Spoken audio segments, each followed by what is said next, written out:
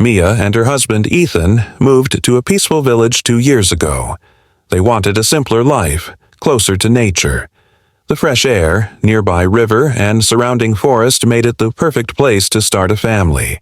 Soon, they met their neighbors, Oliver and Emma, a couple their age.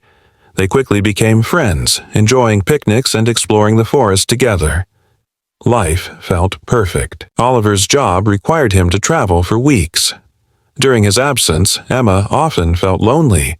She started asking Mia and Ethan for help with small chores. Over time, she began relying more on Ethan. At first, Mia dismissed it. Ethan was kind and always willing to help, but Emma's behavior changed. She wore fancy dresses when Ethan visited. Her smiles felt different. One evening, Ethan returned late from fixing Emma's roof. When Mia asked why, he looked confused. "She needed more help than I expected," he said. Mia trusted him, but something felt off. Emma's interest in Ethan became more obvious. She laughed too much at his jokes and found excuses to keep him around. Mia's unease grew. One day, as Ethan went to fix a faucet at Emma's house, Mia followed. Emma greeted her with a bright smile, but her eyes weren't friendly. Mia sensed the tension. That night, Mia shared her feelings with Ethan. He listened carefully and apologized.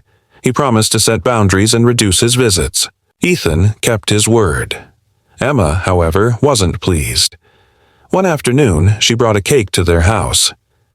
"I baked this for you and Ethan," she said sweetly, but her eyes were on Ethan. Mia thanked her, but her heart raced. Emma's persistence was unsettling.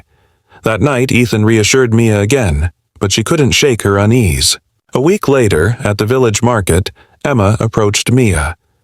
"Ethan is such a wonderful man," she said with a sly smile. "You're lucky to have him." Her tone wasn't innocent. Thankfully, Oliver returned soon after.